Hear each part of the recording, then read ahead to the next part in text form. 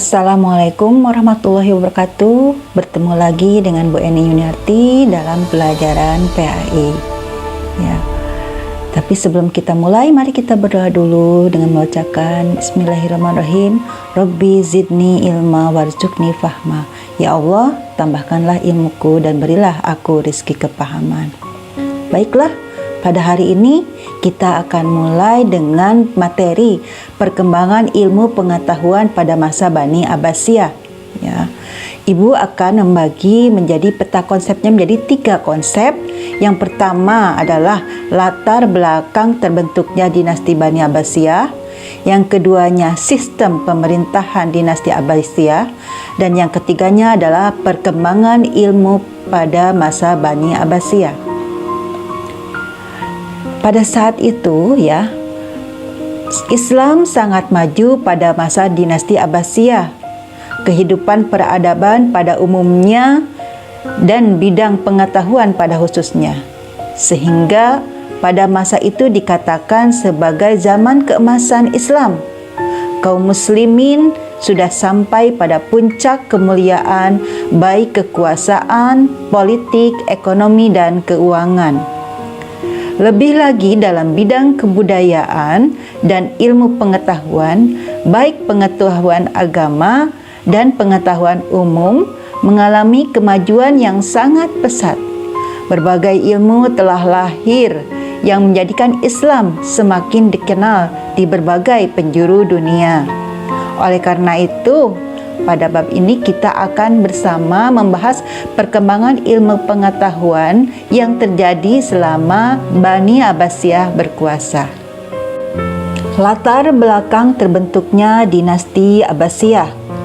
Kekuasaan dinasti Bani Abbasiyah melanjutkan kekuasaan dinasti Bani Umayyah.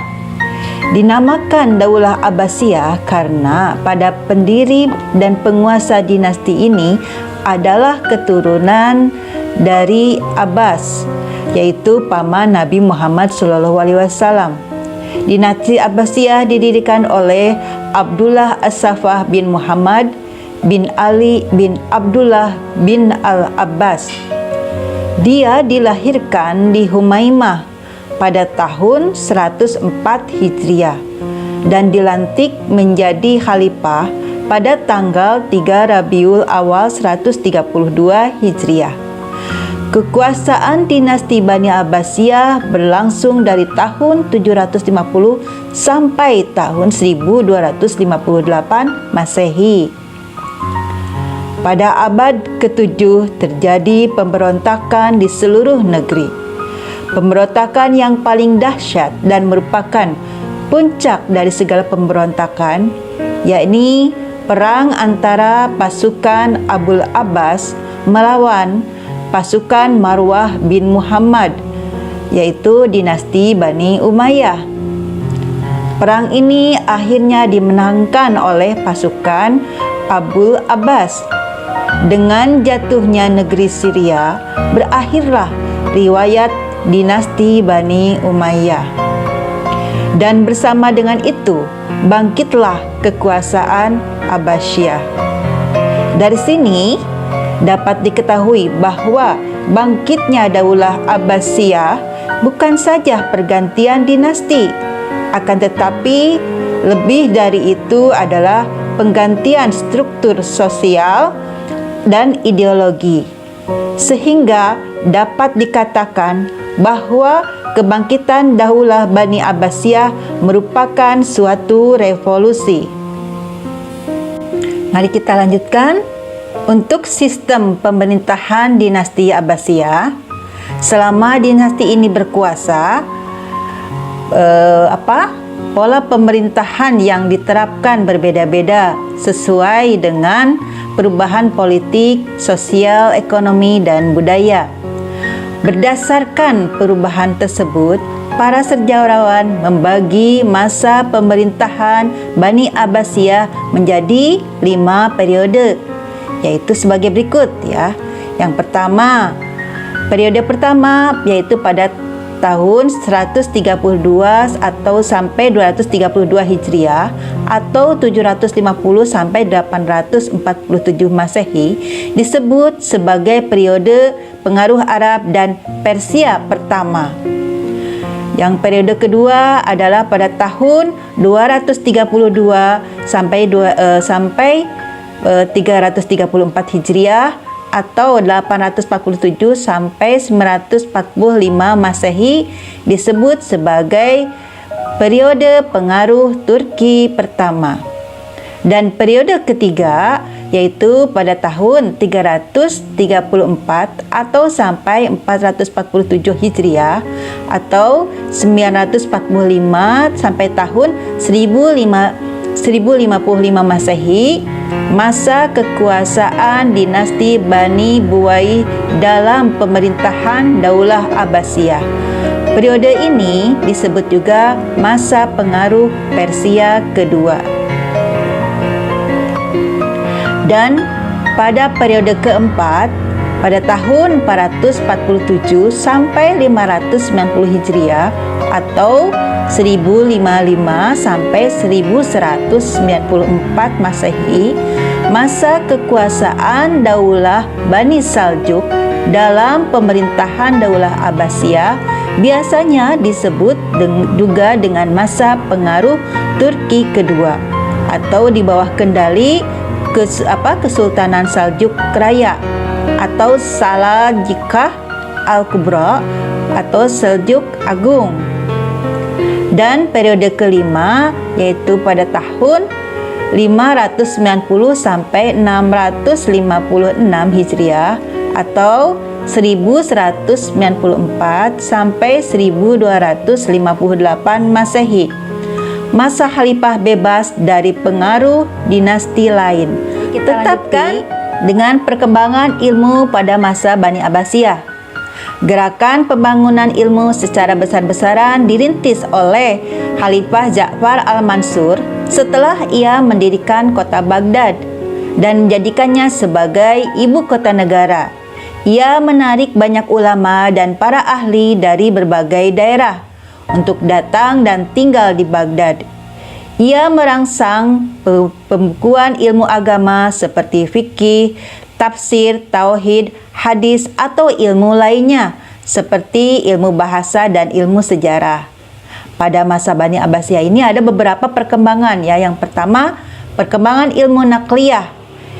Ilmu nakliyah adalah ilmu yang bersumber dari nakli atau Al-Quran dan hadis yang erat kaitannya dengan agama Islam. Ilmu nakliyah yang berkembang pada masa itu sebagai berikut. Yang pertama adalah ada ilmu tafsir dan para mufassir yang masyhur pada zaman Abbasiyah antara lain adalah Ibnu Jarir At-Tabari, Ibnu Atiyah Al-Andalusi, As-Suda yang membuat tafsir Bil Ma'sur, Abu Bakar Asma, dan Abu Muslim Muhammad yang membuat tafsir Bil Ra'i. Ada lagi yang membuat ilmu hadis.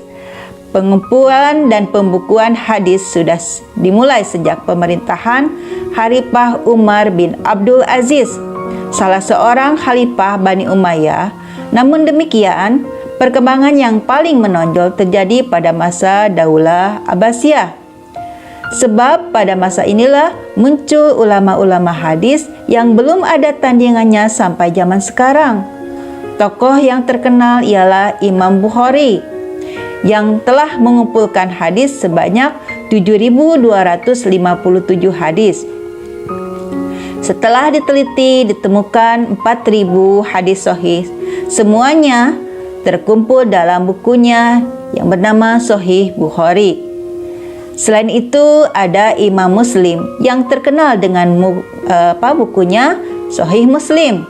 Buku hadis lainnya adalah Sunan Abu Daud oleh Abu Daud, Sunan At-Tirmizi oleh Imam At-Tirmizi, Sunan An-Nasai oleh An-Nasai, dan Sunan Ibnu Majah oleh Ibnu Majah.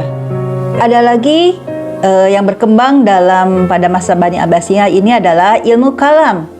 Ilmu kalam itu adalah karena dua faktor. yaitu untuk membela Islam dengan bersenjatakan filsafat.